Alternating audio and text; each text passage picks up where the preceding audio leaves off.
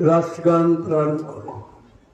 इन लोगों को बताना कि असली राष्ट्रगान क्या है। वो राष्ट्र जो तुमको राष्ट्रीय गीत सुनाया जाता है वो तो अंग्रेजों का सम्मान है और तुम अभी तक नहीं समझ पाए। तो थोड़ा बड़ा सम्मान है उनको भगवान को पाती तो जो भाग विधाता कहते हो ये भी नहीं जान पाए कि भाग विधाता भाग का निर्वहन करने वाला परमात्मा के सिवा कौन है? कुछ नहीं। जब लकीर के फकीर, पढ़ाई लिखाई किसी काम की नहीं रही, एक भी शब्द नहीं समझ पाए कि जनगण मन अधिनायक का मतलब क्या है। वो नायक है, वो तुम्हारा आधार है, वो तुम्हारा भाग विधाता है, उसका सम्मान हो रहा है। आज राष्ट्र के और राष्ट्र के शहीदों का और वीरों का कोई नाम नहीं है, उनका कोई सम्मान नहीं जिनका होना चाहिए।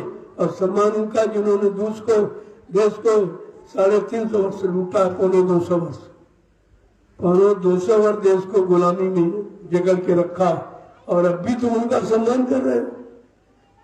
अज्ञानता की हद तोड़ दिया। बोलो मतलब नहीं जानते राजनीति लोग तो बिल्कुल ऐसे भूल गए इसका कि राष्ट्रीय ध्वज का मतलब क्या है, फहराने का मतलब क्या है। फहराने का मतलब पूरा प्रचार प्रसार इस तरह का राष्ट्रभक्ति का, राष्ट्र प्रेम का लोगों के अंदर हो जाए, उसका विस्तार होना चाहिए। जन जन के काम तक आवाज पहुंचानी चाहिए। फहराने का मतलब ये है, इनको तो कुछ पता नहीं है, ना उसमें कभी भागीदार है, ना इसमें से कोई कुर्बानी देने वाला है। केवल कुर्बानी की कहानी पढ़ते हैं और कहानी खत्म कर देते हैं। कुर्बानी का मतलब केवल इनके दृष्टिकोण में कहानी ही रहेगी, ऐसा नहीं है। कुर्बानी जिन्होंने की है उनके बारे में केवल संत महापुरुष जानते हैं।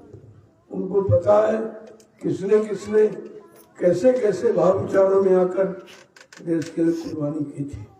ऐसे थोड़ी है, ये कुर्बानी को बुलाना नहीं है। बुलाने का मतलब जिस देश के लिए कुर्बानी दी गई उस देश में किसी तरह की अराजकता नहीं आनी चाहिए, किसी तरह का पारंपरिक राग द्वेष नहीं होना चाहिए, किसी के प्रति मतलब ईर्षा ये द्वेष भाव नहीं होना चाहिए। तब तो आप ठीक है। अब तो ये बढ़ता चला जा रहा, केवल पर्व का मतलब त्योहार हो गया, बल्कि ये त्योहार नहीं है। ये तो जिन भावनाओं को प्रेरित करना, उनकी भावनाओं को देश सेवा की तरफ मोड़ना और इनको लगाना, काम तो यह था। लेकिन ये काम कोई नहीं करा। लेकिन संत महात्मा अपना बराबर संदेश प्रसारित करते रहते हैं और वो करके दिखाते हैं। उनका भाषण स्पीच प्रवचन नहीं होता, उनकी करनी है और सबके सामने करके दिखाते हैं। अगर इसी तरह से सारे लोग जुट जाए तो देश का और समाज का और मानव इंसानी जात का विकास हो जाएगा। तो विकास दिवस है ये, लेकिन बगैर संगठन के नहीं होगा। कलयुगे संघे शक्ति, कलयुग में संघ संगठन ही शक्ति। आज संगठन न परिवार का है, न समाज का है, न देश का है, न देश के लोगों का है। संगठन तो विघटन में बदल गया। यही सबसे बड़ी कमी है और इसी को हमें बनाना है, बढ़ाना है, लोगों को पारंपरिक प्रेम में जोड़ना है, ताकि सबके अंदर प्रेम प्यार मोहब्बत सेवा दया सदाचार परमात्मा की यादगार आ जाए। सबके दिल दिमाग पे माँ बहन बेटी के प्रति अपना कर्तव्य अगर आ जाए तो देश खुशहाल हो जाएगा। जब ये आ जाएगा इसी को कह देंगे सज्जुग। व्यवस्था का नाम सज्जुग, कोई आदमी इंसान नहीं है, तो व्यवस्था है। आज कलयुगी व्यवस्था है, यानी मारकाट हिंसा चोरी कतलेआम में उपचार को उपचार, ये मतलब यानी घोष रिश्वत, इसको कलयुग कहते हैं। और यही सत्य में परिवर्तित हो जाए तो सज्जुग हो जाएगा।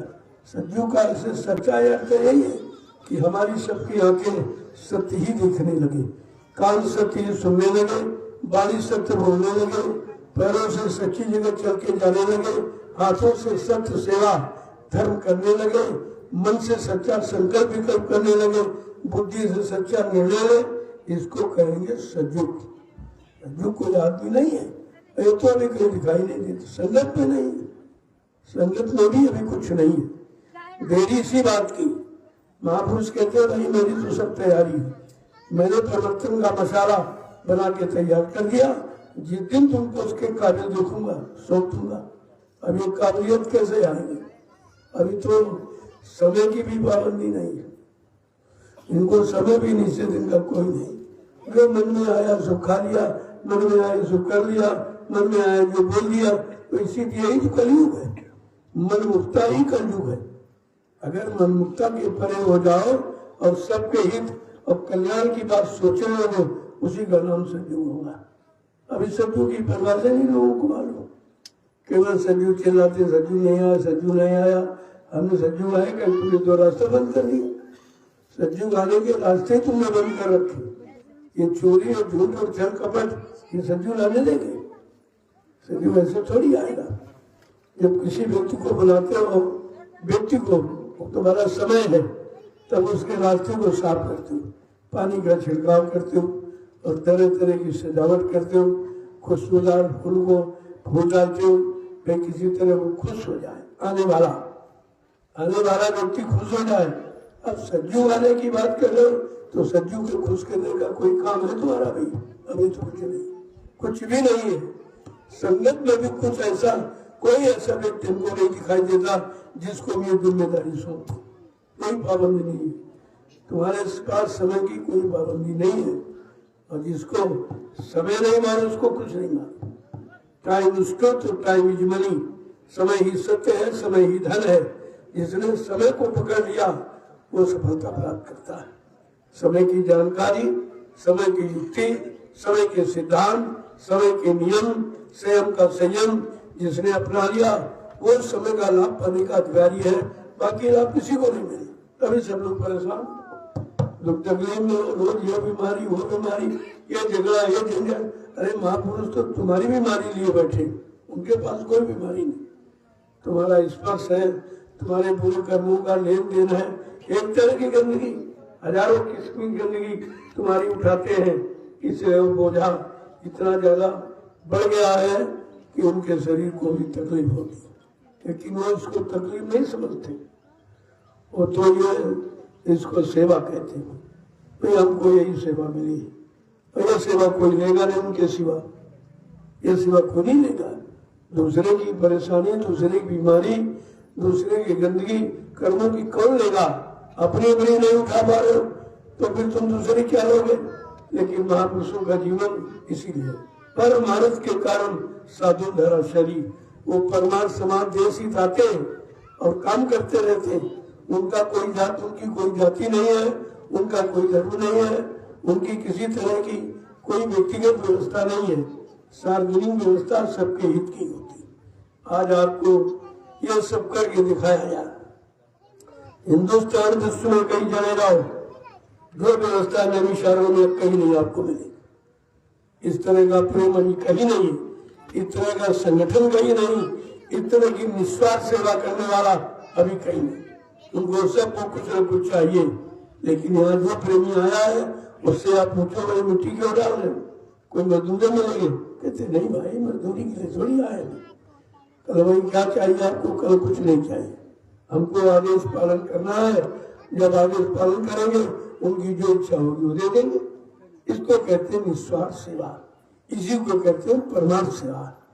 मैंने इस परमार्थी सेवा का जिक्र क्यों किया, इसको क्यों यहाँ रखा है?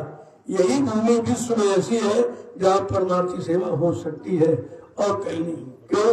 ये 88,000 ऋषियों की तपोभूमि, इतनी बड़ी संख्या ऋषि मुनियों की विश्व में कहीं कोई स्थान नहीं है, कोई तीर्थ पूरत ऐसा नहीं जहाँ पर इतने ऋषि मुनियों ने मिलकर तपस्या की हो, कष्ट उठाए हो, संयम किया हो, त्याग किया हो।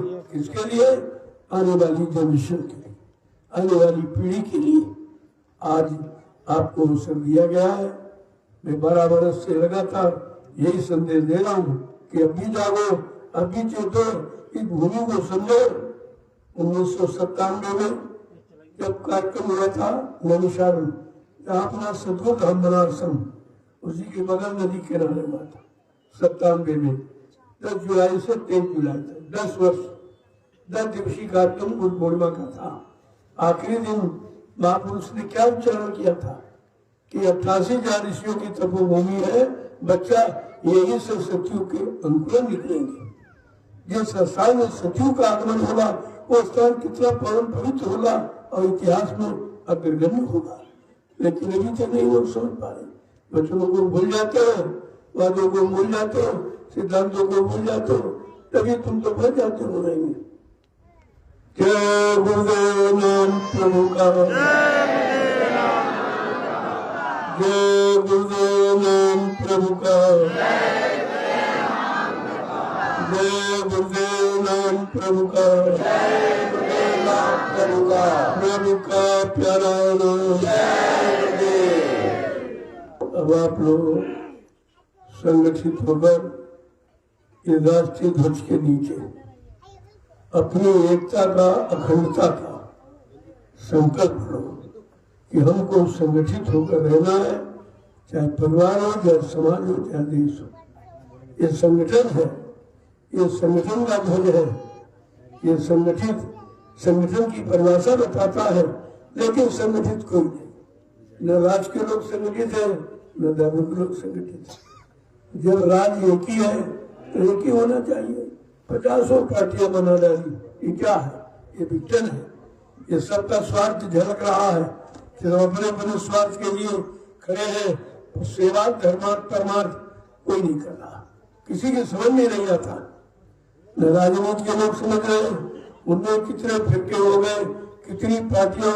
अरे राज एक है, व्यवस्था एक है, न्याय एक है, नीति एक है, तो ये दल क्यों इतने हो गए? इसी दलों ने दलदल बना दिया देश में। बीमारियों का, परेशानियों का, लड़ाई झगड़े का, झगड़े झंझट, ये सब दलदल बना दिया है। आगे आने वाला समय इन्हें माफ नहीं करेगा।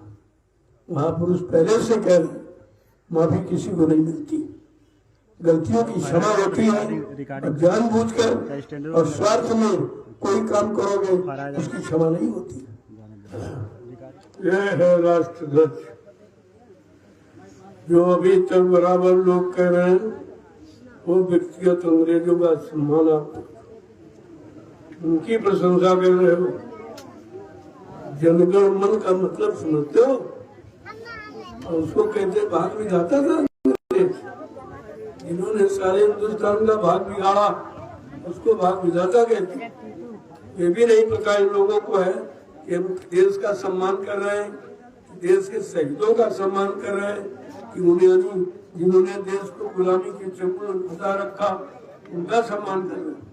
इस बात को ध्यान में देना चाहिए, लेकिन कोई बताने वाला नहीं। चार जबरपुर शंकराचार्य बैठे, उनको भी नहीं मालूम है कि देश का सम्मान, राष्ट्र का सम्मान क्या है और कैसे किया जाता है, और इसके लिए कोई न कोई तो युक्ति होनी चाहिए। अरे नहीं मालूम तो महात्माओं से पूछ लो। महात्मा इसीलिए है तुम्हारी भूली बिछड़ी बातों को बताने के लिए, तुम्हारे भूले बिछड़े कामों को करके दिखाने के लिए। उनका कार्य कोई भाषण पीठ प्रवचन का नहीं होता, करने और करके दिखा दिया जाएगा। आप देखते रहिए कि कलयुग कैसे जाएगा और सतयुग कैसे आएगा। यानी ये बुरी व्यवस्था, खराब व्यवस्था, लूटपाट की व्यवस्था, असुरक्षित व्यवस्था कैसे जाएगी और सत्य व्यवस्था कैसे आएगी, उसी को सतयुग कहते हैं। और ये बुरी व्यवस्था का नाम कलयुग है। बात पहले समझो तो धीरे धीरे समझ में आ जाएगा। आज ये संगठन जो मैंने तैयार किया, ये सच्ची आजादी लाने वालों का है। उन्होंने संकल्प किया देश के लिए कि देश में नया सुरक्षा, रोजी रोटी लाएंगे और सबको दिलाएंगे, और सब एक समान रूप से, कोई आरक्षण नहीं होगा। आरक्षण होगा केवल योग्यता का। जो योग्य है, किसी जाति का हो, छोटा बड़ा, गरीब अमीर, हिंदू मुसलमान, कोई भी हो, सबको उसकी योग्यता का अधिकार मिलना चाहिए। ये सच्चा आरक्षण है। लेकिन जो इन लोगों ने बताया है वो तो भेदभाव और फूट फाट करने का है कि सबको तोड़ दो, सबको अलग कर दो, अपना व्यक्तिगत स्वार्थ हल करो। ये वो नीति है।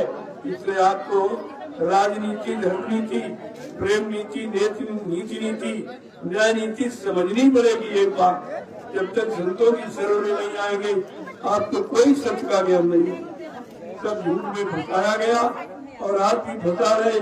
लेकिन तुम कब चेतोगे, कब जागोगे? ये तिथियां जो निश्चित निर्धारित है 15 अगस्त या 26 जनवरी, ये सच्ची आजादी का प्रतीक है। लेकिन आजादी है तो बर्बादी में बदल गई। इन्होंने की थी तो चले गए। हमने सो जो है उनके बारे में आप जानते नहीं, वो कहाँ है, किस तरह अपनी व्यवस्था मजबूत बना रहे हैं कि उनका संदेश सारे विश्व को सुख शांति देने का।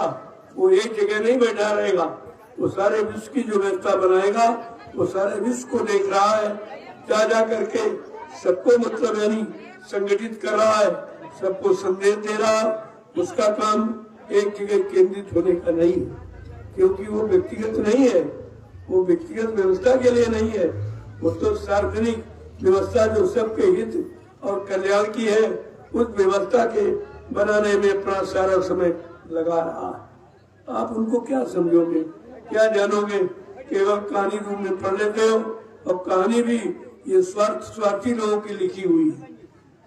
जिन्होंने कुर्बानी दी उन्होंने कुछ नहीं लिखा था। क्यों उनको वो लिखना नहीं चाहते? उन्होंने तो करके दिखाया। तो आपको उनकी करनी पड़नी चाहिए, कथनी नहीं करनी।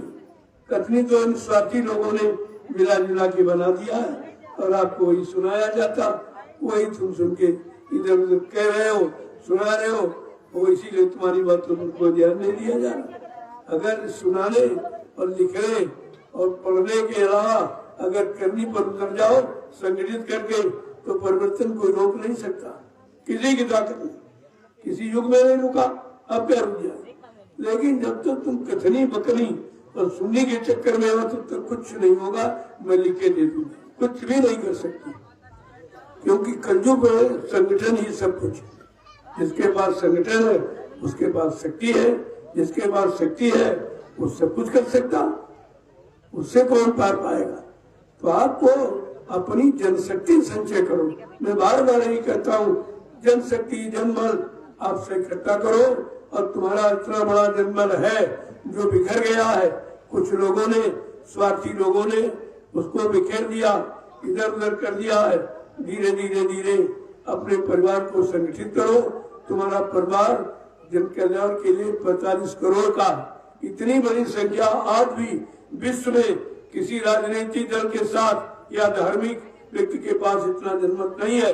आपको किसी के झंडे के नीचे जिंदाबाद मुर्दाबाद करने की जरूरत ही नहीं है। तुम्हारा इतना बड़ा परिवार, अपने परिवार को संगठित कर लो। विजय तुम्हारे साथ। विजय कहीं ढूंढनी नहीं है, कहीं खरीदनी नहीं है, वो तो तुम्हारे हाथ में है। लेकिन तुमने विजय श्री को निकाल दिया। मैं बार बार कहता हूँ, मैंने 12 वर्ष में जो अकेले इतना संगठन तैयार किया हूँ, अगर तुम सब लोगों ने साथ दिया होता तो सतयुग कब का आ गया होता, देर नहीं लगती। इतना संगठन मैंने अकेले तैयार किया, तो आप सोच लीजिए।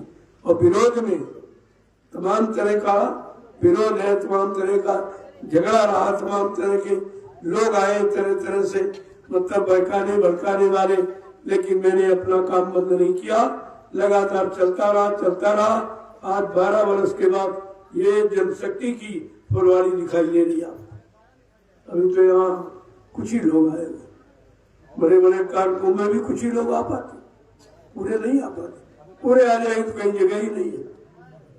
मैंने कहा कि सरकार अगर हमारा सहयोग कर दे, कोई रुपए पैसे सामान का नहीं, मैं भिखारी नहीं हूँ, केवल वाहन दे दी और किराया हमारा आदमी देगा, हम सरकार को भी करोड़ों रुपए हवाला करा देंगे। हमारा कोई व्यक्ति बिना टिकट नहीं चलेगा। हमारे यानी मिशन में राष्ट्रभक्ति सिखाई गई है। राष्ट्र को खत्म करना, बर्बाद करना नहीं। जैसे अन्य लोग कहते हैं ये सामान ले लो पैसा मत देना, बिजली जलाओ पैसा मत देना, ये तो राष्ट्रीय व्यवस्था का आप नुकसान करते हो। राष्ट्रभक्त कभी नहीं कहे जाओगे। जो राष्ट्रीय संपत्ति का दुरुपयोग करता है वो राष्ट्रभक्त नहीं है।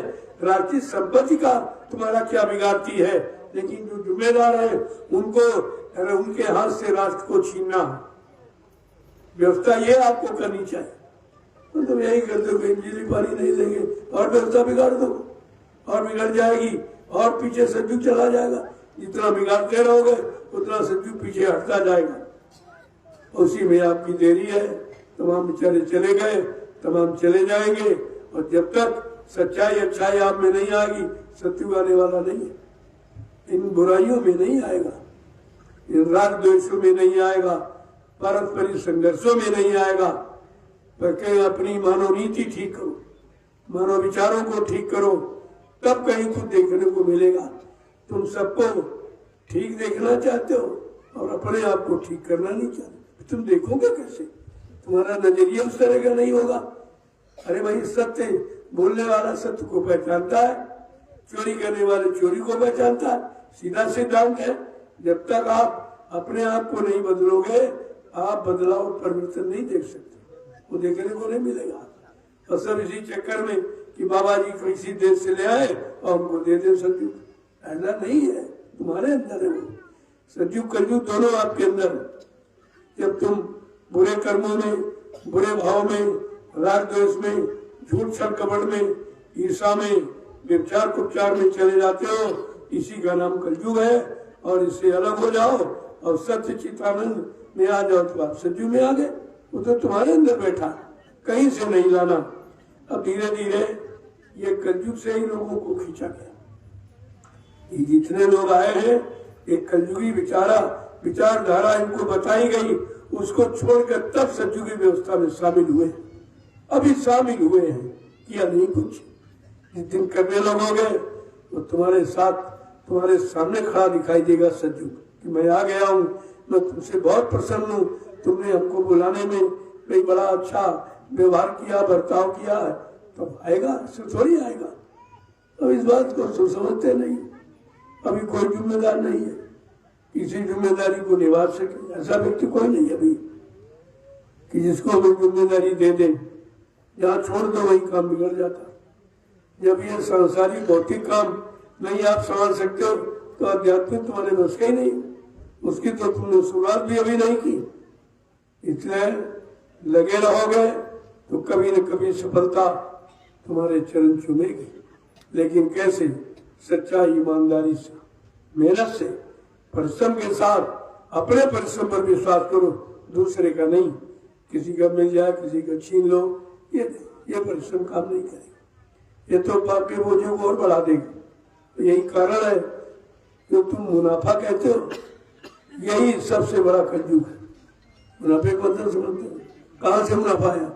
दूसरे जेब का पैसा अपने जेब में लिया, कहते मुनाफा हो गया, कहते लाभ मिल गया। ये हानि हो गई। जिसको तुम लाभ कहते हो भूल भ्रमवश, वो हानि है। जिसको तुम धर्म कहते हो वो अधर्म है। जिसको पुण्य समझते हो वही पाप है। अब इसको समझना पड़ेगा कि पुण्य और पाप में कितना अंतर है, धर्म और धर्म में कितना अंतर है, सत्य और झूठ में कितना अंतर है, ये समझना पड़ेगा। ये कहने से नहीं होगा, ये वाणी का विषय नहीं है, ये तो कार्य का विषय। इसलिए आज की तिथि बड़ी महत्वपूर्ण है। अब जरा चलिए वो उस गेट पर भी झंडे फैल जाए, उसके बाद संदेश दूंगा, राष्ट्र के हित में संदेश दूंगा जो आज तक शायद आपने कभी सुना नहीं होगा। और ये कोई नहीं बताए, सब अपने अपने हित की बात करते हैं।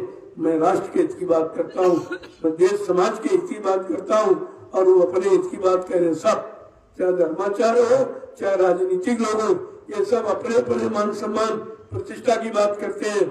ये भारत के रहने वाले लोगों के प्रति इनका कोई विचार नहीं किसी तरह का।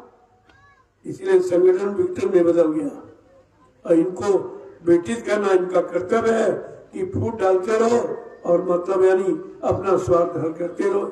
यही अंग्रेजों की नीति, ये तो अंग्रेजों के बाप है। ये भी यही कहे, भाई भाई को लड़ा रहे, पत्नी को लड़ा रहे, बाप बेटियों को लड़ा रहे, धर्म हिंदू मुसलमान को लड़ा रहे। ये सब लड़ाने के अलावा इनके पास कोई काम नहीं है। और आप समझ नहीं पा रहे हो, 72 साल की आजादी में बर्बादी के सिवा आपको खुद करके दिखाया नहीं गया। मैं 12 वर्ष से लगातार यही संदेश देता हूँ, दोहराता हूँ कि सावधान हो जाओ ऐसे लोगों से जो न देश के हित में है, न समाज के हित में है, न मानव इंसान के हित में है। ऐसे लोगों से दूर हो जाओ। लेकिन तुम कभी नहीं छुटकारा पाओ, न तुम्हारे पास कोई पहचान है। लोग मार खाते हो, फिर वहीं घुसते हो, वहीं रहते हो। कितनी मार पड़ रही महंगाई की, कोई समझ रहा?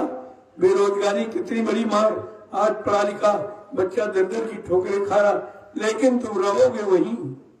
यहाँ से गरीबी बढ़ेगी, बेरोजगारी बढ़ेगी, अनीति बढ़ेगी, अन्याय बढ़ेगा, असत्य बढ़ेगा, अधर्म बढ़ेगा, तुम रहोगे वहीं पर, क्योंकि तुम्हारे में भी कोई पहचान नहीं। हमको आज 12 वर्ष कहते किसी ने समझा नहीं, समझोगे तो रोते रहोगे ऐसे, हमारा क्या करो? तो तुम्हारे लिए आवाज लगाई गई थी, जब तक तुम इस आवाज से नहीं जुड़ोगे या संगठित नहीं होगे, मैं लिख के देखता कोई भी माई का लाल हिंदुस्तान को सुख शांति नहीं दे सकता। इनकी बस की बात नहीं, स्वार्थियों की बस की बात। जिन्होंने सुख शांति दी है उन्होंने अपने आप को न्यौछावर कर दिया। जिनके अंदर अपना कोई स्वार्थ नहीं, कोई लोभ लालच, कोई मान सम्मान, किसी तरह कुछ नहीं चाहिए, उन्होंने लोगों की चाहत को पूरा किया। और जिनको खुद ही सब कुछ चाहिए तो तुम्हारी चाहत कहां से पूरा करेंगी? और तुम इसी नीति को अभी तक नहीं समझ पा रहे हो। 72 साल हो गए तुमको लूटते और लूटते, 72 साल हो गए। क्या आपने सीखा? रोज चुनाव, रोज चुनाव, रोज चुनाव। मतलब क्या है? किसी से पूछा आपने चुनाव का मतलब क्या? रोज चुनाव, रोज चुनाव, रोज चुनाव, रोज चुनाव, सारा देश चुन गया, कुछ नहीं बचा। चुनाव का मतलब था कि तुमने जिनको चुना उन लोगों ने जनता के हित का कोई काम चुना था। यह चुनाव तो इसीलिए व्यक्त किया जाता कि भाई ये हमारा अच्छा काम करेगा, हमको न्याय देगा, हमारी सुरक्षा करेगा, रोजी रोटी की व्यवस्था करेगा, इसके लिए आपने चुनाव करते हो। यहाँ तो परेशानियां दिन पर दिन बढ़ती जा रही, चुनाव कुछ और इतना महंगा, किसी राजनीति लोग ने आपको आते नहीं बताया कि ये चुनाव पंचवर्षीय कितना महंगा। मैं बता रहा हूँ आपको, 70 अरब रुपए एक पंचवर्षीय चुनाव का खर्चा। अब आप सोचिए कितना महंगा, इतना महंगा चुनाव जिसका खर्चा तुम देते हो, और तुमको ऐसे महंगे चुनाव से कुछ नहीं मिला, कुछ भी नहीं मिला। आज तक आपको कुछ नहीं, आंसू के सिवा, और आपको मिला कुछ, और अभी आगे और आंसू बहाओगे भी। अगर आपने महात्माओं की बात न मानी तो आपको आगे आंसू बहाना पड़ेगा। बहुत व्यवस्था खराब है, चाहे व्यापारी हो, चाहे दुकानदार हो, चाहे काश्तकार हो, चाहे मजदूर हो, सबकी व्यवस्था जर्जरित हो गई है। और फिर भी ये लोग सपोर्ट उन्हीं को करते। मैं बार बार कहता हूँ, ऐसे लोगों से पीछा छुड़ा लो, नहीं छुड़ाओगे कब तक मार खाओगे? आखिरकार सब कुछ बर्बाद करने के बाद अगर आप सीखे तो राष्ट्रगान प्रारंभ करो, कि लोगों को बताना कि असली राष्ट्रगान क्या है। वो राष्ट्र जो तुमको राष्ट्रीय गीत सुनाया जाता है वो तो अंग्रेजों का सम्मान है, और तुम अभी तक नहीं समझ पाए। तो थोड़ा बड़ा सम्मान है उनको, भगवान को पाते थे तो भाग्य विधाता करते, ये भी नहीं जान पाए कि भाग्य विधाता, भाग का निर्वहन करने वाला परमात्मा के सिवा कौन है? कुछ नहीं। जब लकीर के फकीर, पढ़ाई लिखाई किसी काम की नहीं रही, एक भी शब्द नहीं समझ पाए कि जनगण मन अधिनायक का मतलब क्या। वो नायक है, वो तुम्हारा आधार है, वो तुम्हारा भाग्य विधाता है, उसका सम्मान हो रहा है। आज राष्ट्र के शहीदों का और वीरों का कोई नाम नहीं है, उनका कोई सम्मान नहीं जिनका होना चाहिए। और सम्मान उनका जिन्होंने देश को 350 वर्ष लूटा, पौने 200 वर्ष, पौने 200 वर्ष देश को गुलामी में जकड़ के रखा, और अब भी तुम उनका सम्मान कर रहे हो। अज्ञानता की हद तोड़ दिया। बोलो राष्ट्र की गुरुदेव नाम प्रभु का, प्रभु का जय गुरुदेव। सभी प्रेमीजन अब सावधान की मुद्रा में खड़े रहेंगे। अब राष्ट्रगीत होगा। शुभ सुख चैन की बरखा बरसे, भारत भाग है जागा। पंजाब सिंध गुजरात मराठा, द्राविड़ उत्कल बंगा। चंचल सागर बिंद हिमाचल, नीला जमुना गंगा। तेरे नित गुण तुझसे जीवन पाए, हर तन पाए आशा। सूरज बनकर जग पर चमके, भारत नाम सुभागा, भारत नाम सुभागा। सबके दिल में प्रीत बसाए, तेरी मीठी वाणी। हर सूबे के रहने वाले, हर मजहब के प्राणी। सब भेद और फर्क मिटा के, सब गोद में तेरी आके। गूंथे प्रेम की माला, सूरज बनकर जग पर चमके। भारत नाम सुभागा, भारत नाम सुभागा। सुबह सवेरे पंख पखेरे, तेरे ही गुण गाए। बास भरी भरपूर हवाएं, जीवन में रुत लाए। सब मिल जय हिंद पुकारे, जय आजाद हिंद के नारे। प्यारा देश हमारा, सूरज बनकर जग पर चमके। भारत नाम सुभागा, भारत नाम सुभागा। जय हो, जय हो, जय हो, जय जय जय जय हो। स्वतंत्रता दिवस अमर रहे, स्वतंत्रता दिवस अमर रहे। जय हिंद, जय हिंद, जय हिंद, जय सुभाष। सारे जहां से अच्छा हिंदुस्तान हमारा। जय गुरुदेव नाम प्रभु का, जय गुरुदेव नाम प्रभु का। इसका भी कोई न कोई एक राज है, तो सारे हिंदुस्तान में ये खबर पहुंचेगी कि आज राष्ट्रीय ध्वज का किस तरह का सम्मान किया जा रहा है, जैसा होना चाहिए। यहाँ केवल नकल नहीं है, यहाँ असलियत है उसकी कि सम्मान कैसे किया जाए और कितना किया जाए और किस तरीके से किया जाए, वो सारी जानकारी मैं आपको दूंगा आज। ये हमेशा रहेगा, इसलिए इन बातों को बराबर ध्यान में रखिए आप। ये एक अनोखा कार्यक्रम है, ये राष्ट्रीय ध्वज का सम्मान का किस तरह से उसको सम्मान दिया जा रहा, इसी तरीके से राष्ट्र का सम्मान करना चाहिए। राष्ट्र में रहने वाले लोगों का सम्मान होना चाहिए, कोई जाति पाति का नहीं, मजहब धर्म का सम्मान नहीं है, सम्मान है राष्ट्र प्रेमी का। इस बात को ध्यान में रखिए। आज जो भी संदेश आपको मिलेगा वो राष्ट्रभक्ति का मिलेगा, जिन्होंने की है वो उनका प्रमाण है। और इसी प्रमाण को प्रमाणित करने के लिए हमें आपको अपने भाव विचारों को उसी तरह अब अपने में संगठित करके देश समाज के संगठन के लिए कहना चाहिए था। ये तो किसी ने कहा नहीं है, सब अपने अपने मान सम्मान की बात करते हैं, अपने व्यक्तिगत संगठन की बात करते हैं, लेकिन राष्ट्र के संगठन की बात कोई नहीं करता। वो तो महात्माओं का विषय है, वो आते हैं, उस सबको संगठित करते हैं, सब में प्रेम प्यार मोहब्बत सेवा दया सदाचार परमात्मा की यादगार दिलाते हैं, कराते हैं। हर मानव के अंदर माँ बहन बेटी की फर्क पहचान कराते हैं। ये है राष्ट्रभक्ति, परिवार भक्ति, समाज भक्ति, देशभक्ति। पहले समझो उसको। यहाँ कोई उस तरह का भाषण भी झूठा नहीं है, नकली। जो कहा जा रहा वो करके दिखाया गया और अब भी करके दिखाया जा रहा, और जब तक वो कार्य पूरा नहीं हो जाएगा तब तक बराबर संदेश आपके कानों तक पहुंचता रहेगा। जय गुरुदेव नाम प्रभु का, जय गुरुदेव नाम प्रभु का, जय गुरुदेव नाम प्रभु का, जय गुरुदेव नाम प्रभु का। और एक बार राष्ट्रीय गीत को दोहरा दीजिए, सबको याद हो जाए, क्योंकि वो नकली सबको मालूम है, असली नहीं मालूम।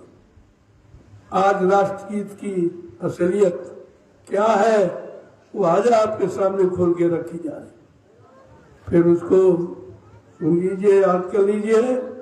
और यही आपको कहना, जब हर देशवासी राष्ट्रभक्त के अंदर अपने सच्चे भाव विचार राष्ट्रपति आ जाएंगे तो राष्ट्र का विकास हो जाएगा, कल्याण हो जाएगा। चलो, देखो आज ये 15 अगस्त स्वतंत्रता दिवस के नाम से सारे देश में जाना जाता है। और इसका मुख्य मतलब क्या है कि राष्ट्रभक्ति। हम लोग अपने राष्ट्रपति आत्म समर्पित हो गए तब तो काम होगा। ऐसे विघटन में कोई काम, जातियों के बंटवारे में, धर्म के बंटवारे में, राजनीतिक दलों के बंटवारे में कोई काम होने वाला नहीं है। इसका ध्यान रखिए आप। और इस व्यवस्था से अब दूर होना, जितनी दूर चले जाओगे उतनी सुखी हो जाओगे। और जब तक इसमें जुड़े रहोगे, दुख के सिवा, परेशानियों के सिवा, लड़ाई झगड़ों के सिवा आपको कुछ मिलने वाला नहीं, और न मिला है। तो विषय विचारनी है। इस पर जब विचार करोगे तो धीरे धीरे सब समझ में आ जाएगा। आज का दिन, आज की तिथि, आज का ये राष्ट्रीय पर्व बड़ा ही स्मरणीय है। अगर एकता आपने सीख ली तो इसका मतलब है त्योहार का। अगर एकता से अलग चलेंगे तो फिर कोई मतलब नहीं निकला। ये 72 साल में आपने एकता को खोया, इसीलिए कुछ नहीं पाया। जो पानी जिससे मिलता था वो तो आपने खो दिया। संगठन, चाहे परिवार का हो, चाहे समाज का हो, चाहे देश का, राष्ट्र का, संगठन में शक्ति है, ताकत है, बल है।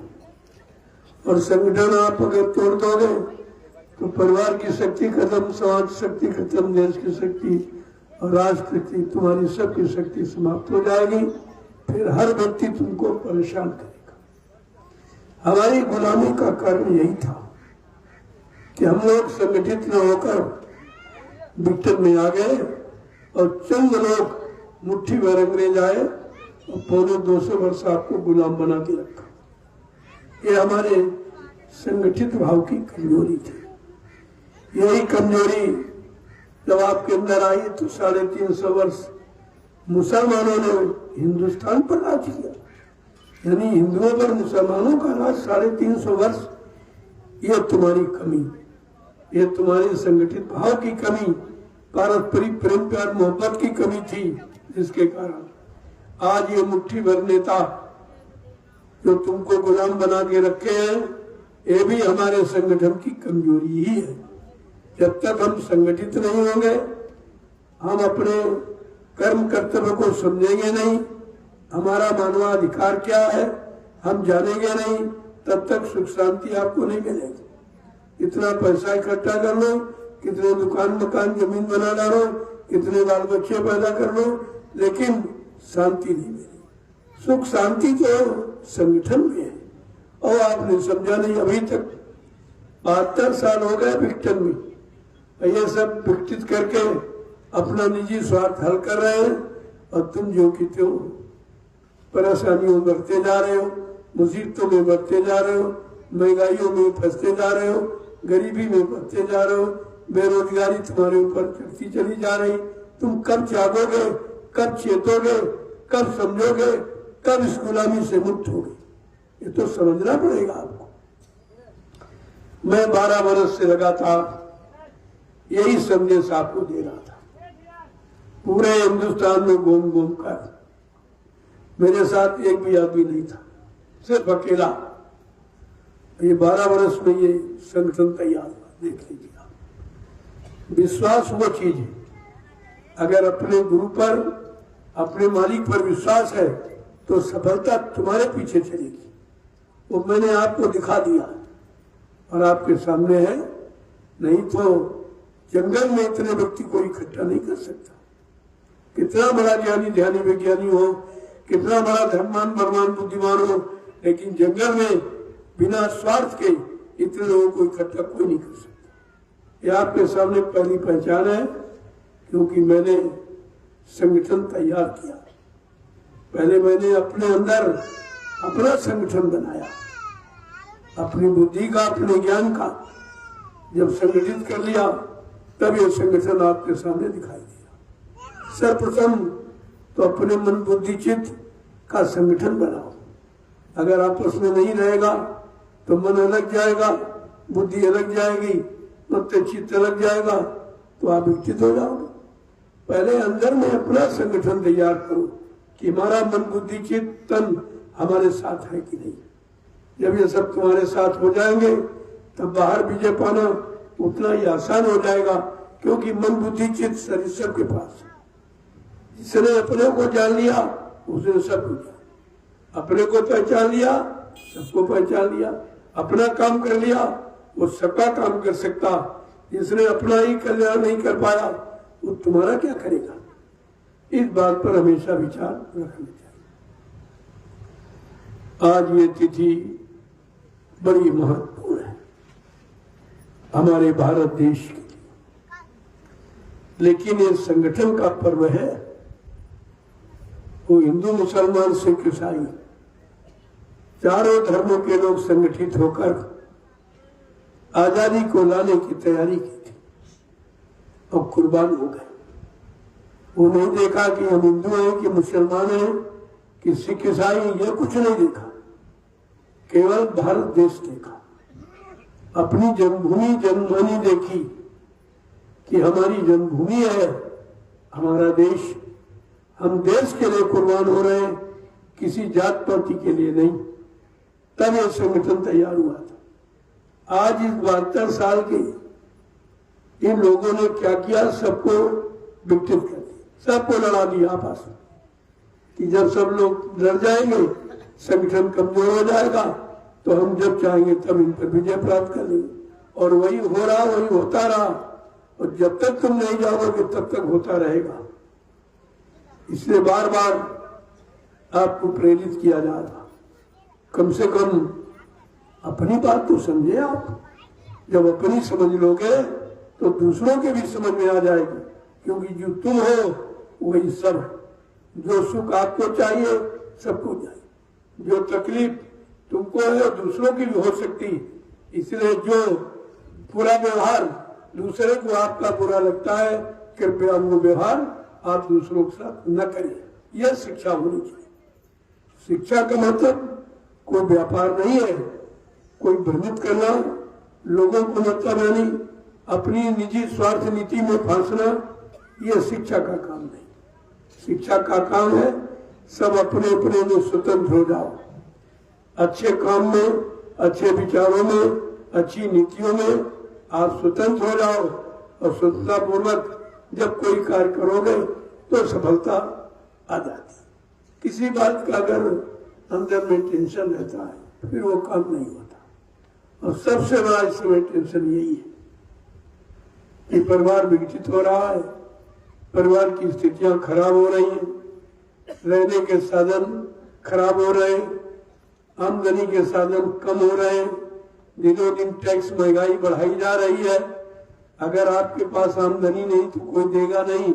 अगर किसी तरह मेहनत करके आपने ज्यादा कर लिया तो फौरन टैक्स लगा दिया जाए। यह कौन सी नीति नहीं। अगर आप मदद नहीं कर सकते हो तो किसी का छीन भी नहीं सकते, लेकिन यह सब हो रहा। छीनने वाली नीति आगे है, देने वाली नीति नहीं है। तुम इस अनीत को कब कहोगे अनीति है? इसी अनीत को नीति मान लिया आपने, तब आप परेशान हो रहे हो। इसलिए किसी के बहकावे में नहीं आना। आपके अंदर स्वयं सोचने की बुद्धि है। परमात्मा ने बुद्धि का यंत्र सबको दिया, और वो परीक्षण का यंत्र, अच्छे बुरे की पहचान, पाप पुण्य की पहचान, शुभ अशुभ की पहचान, अपने पराई की पहचान, यानी मतलब सत्य और असत्य की पहचान के लिए आपको परमात्मा ने एक यंत्र दिया है जिसको कहते बुद्धि। आपने उस यंत्र को गिरवी रख दिया नेताओं के लिए 5 साल के लिए।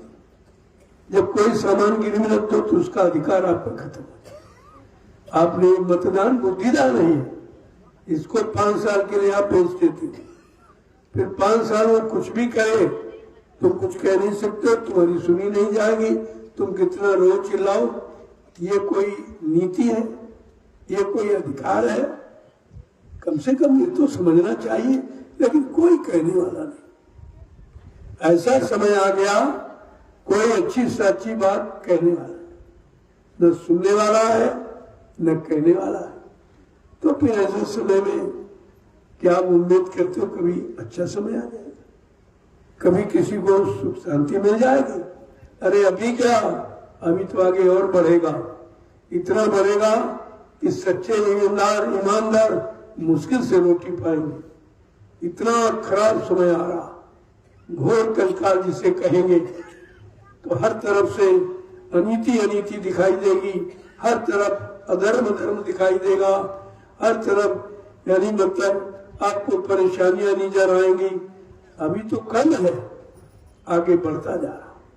अगर आपने संत महात्माओं की बात न मानी और उस पर विचार न किया तो समय तो खराब आगे आ रहा, इतना खराब आ रहा है कि तुमको तुम्हारा जीना बड़ा मुश्किल हो जाएगा। ये 1980 से बराबर बाबा जी आपके सामने रखते चले आ रहे, बताते चले आ रहे, लेकिन आपने ये समय ऐसे गंवा दिया।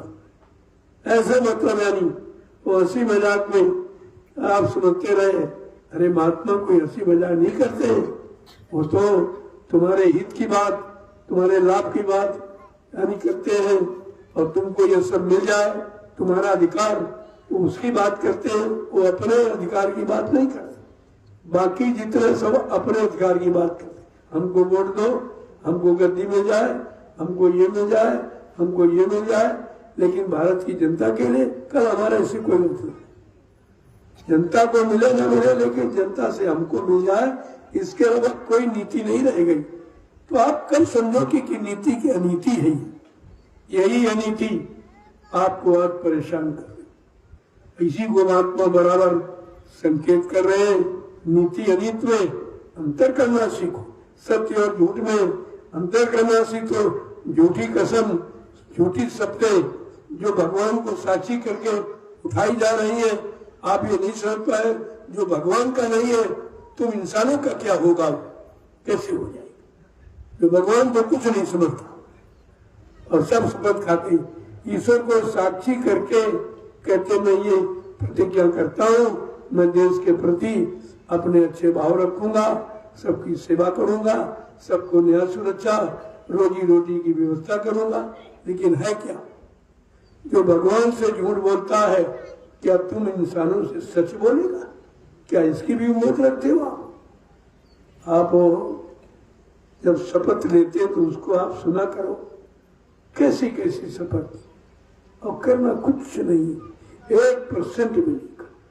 वो जानते हैं ये तो कहने का है, कह देंगे, वो शपथ बद क्या होती, उनको अपना शपथ का अर्थ ही नहीं मालूम।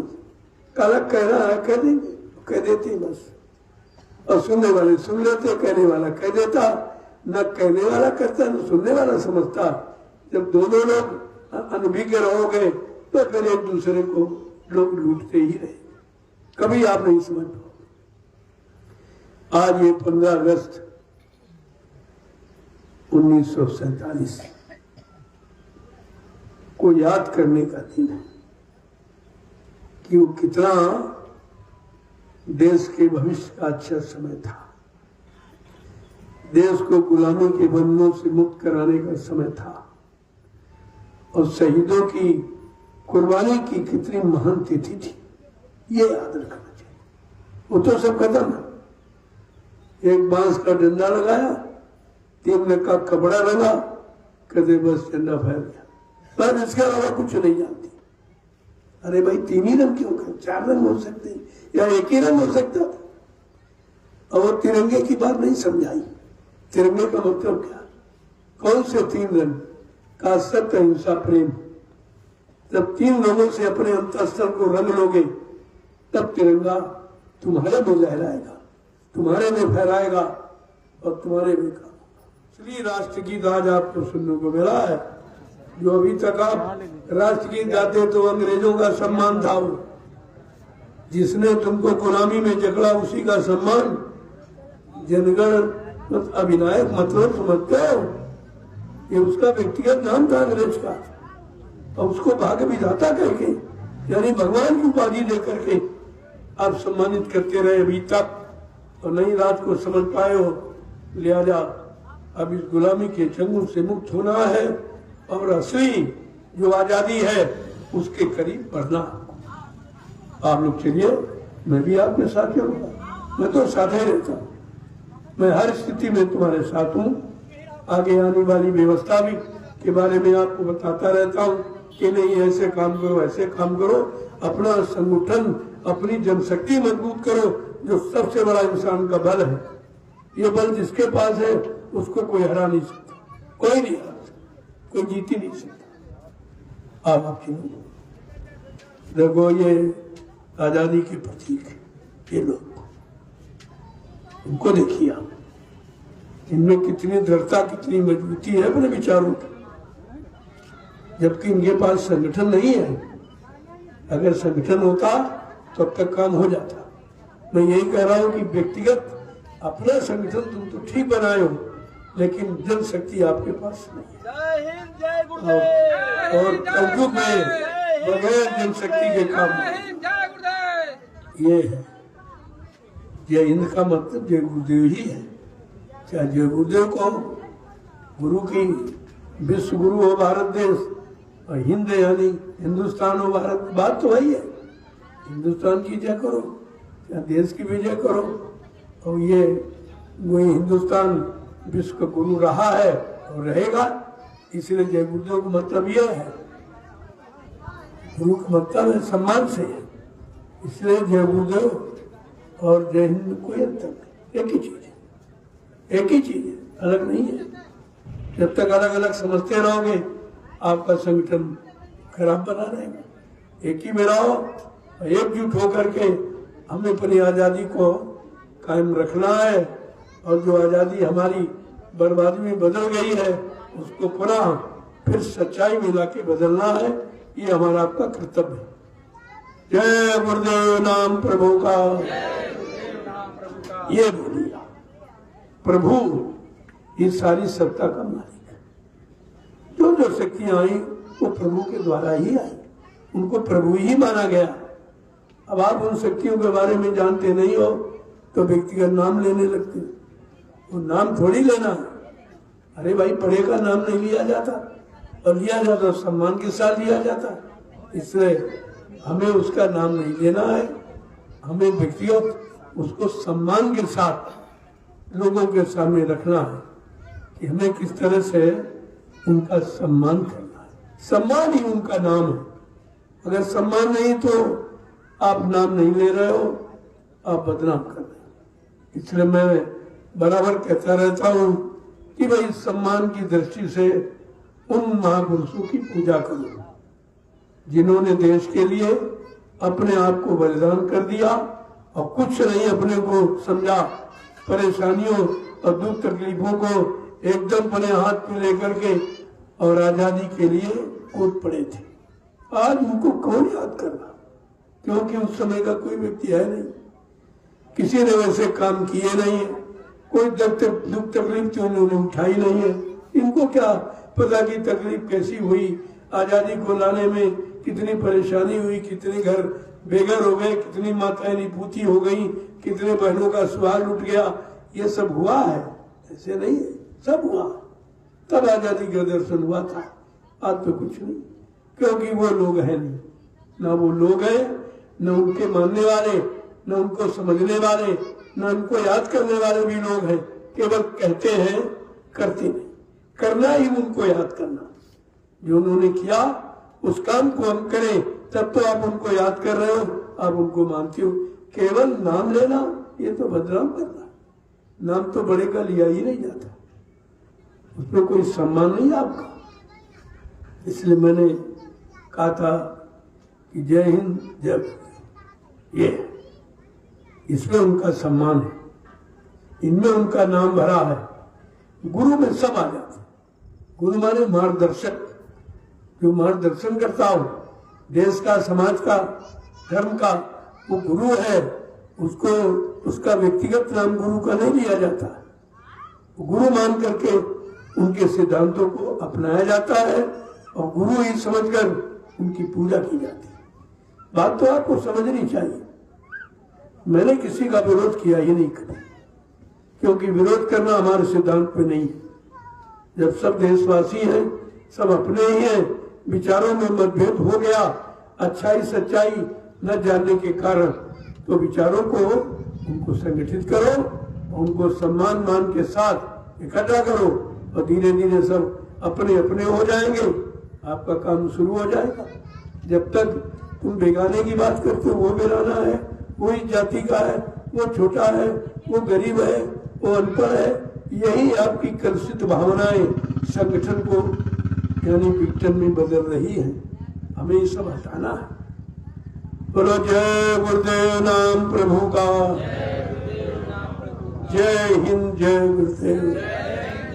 ये नाम नहीं लेना उनका, वो गुरु है, वो मार्गदर्शक है, उनको मार्गदर्शन किया है। आवाज भी संकेत उनका मार्गदर्शन है, उसी मार्गदर्शन पर हम लोग चलते हैं। इसलिए गुरु का नाम लिया नहीं जाता। उनकी तो वो शिक्षा अपनाने के लिए, उनकी मूर्ति अंतःस्थल में बसाने की है। आप वैसे भी बड़े का नाम नहीं लेते, फिर जो प्रभु है उसका नाम लोगे तो फिर कैसे आपका सम्मान माना जाएगा?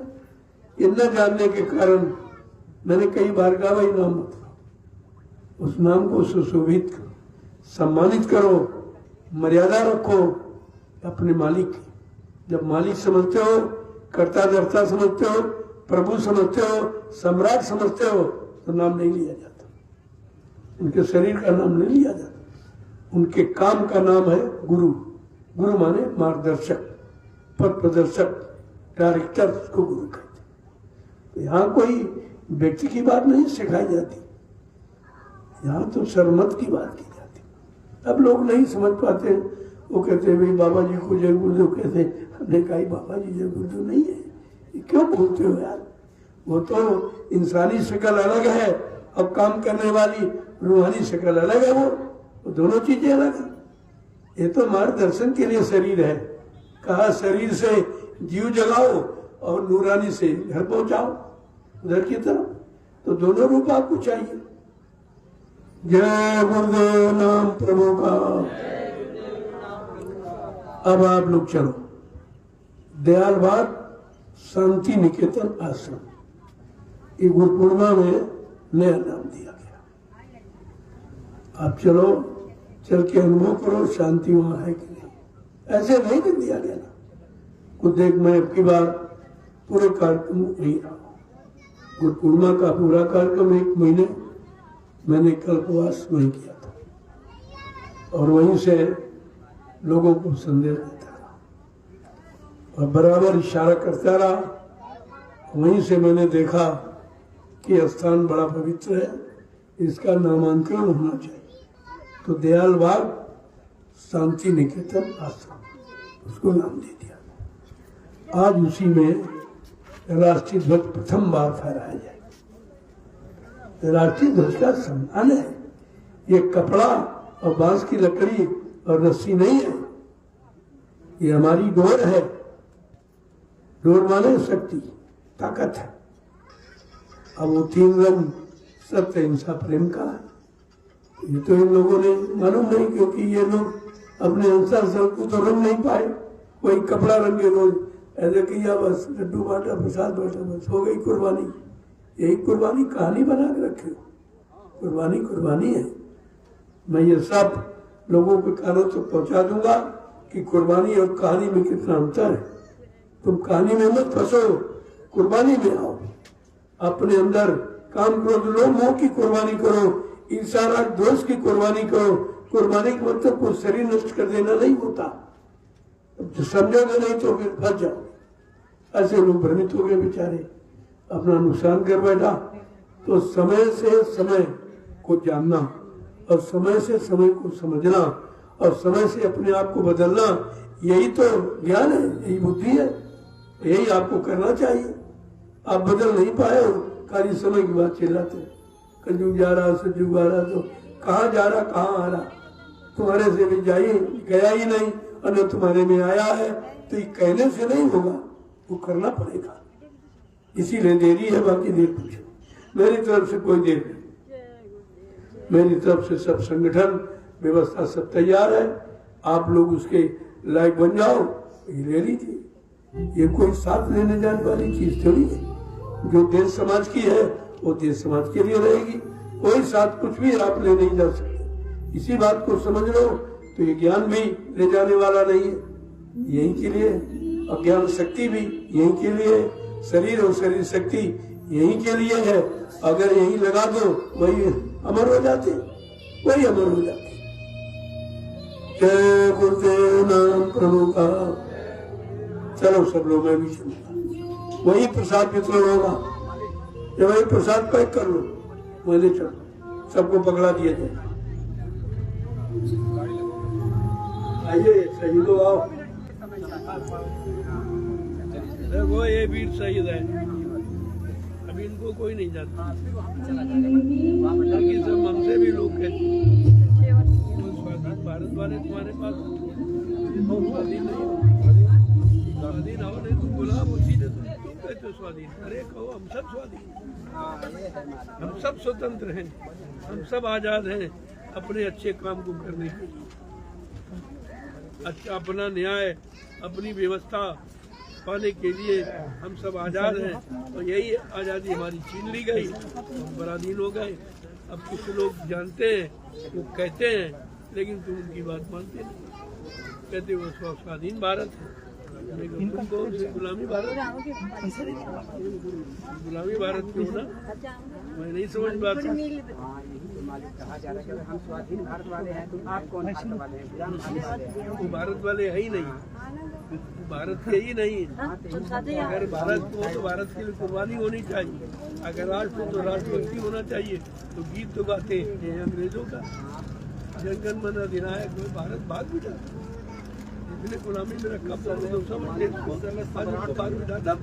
इस समय सम्राट की जरूरत है।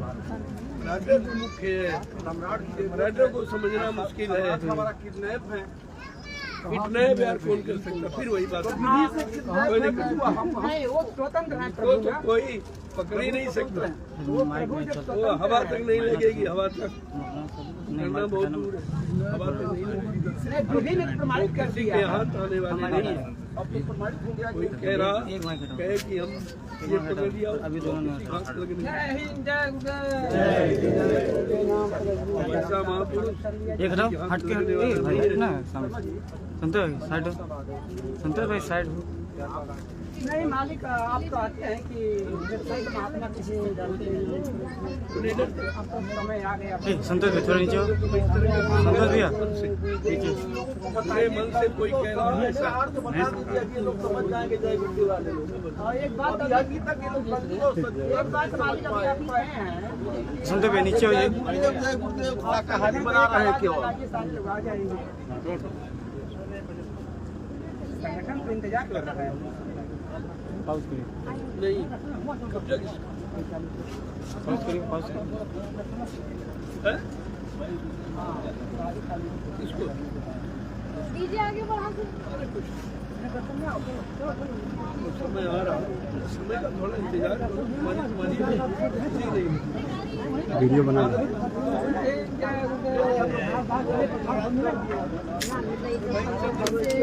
के लिए अंग्रेजों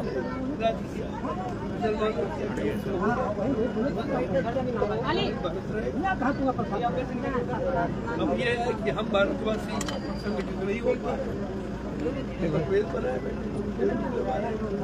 डाल दो, फोन पे निकालो, बैग हम दे रहे हैं, बैग वहाँ पर बैग डाल दो, उतना भी मत उतना भी नहीं। जवाहर बाग किया गया था, जवाहर बाहर किसे कहते हैं? सम्राट को। बैग बैग डाल के अब वो वहीं पर जाओ ना, जब वहीं पर। बात की मैं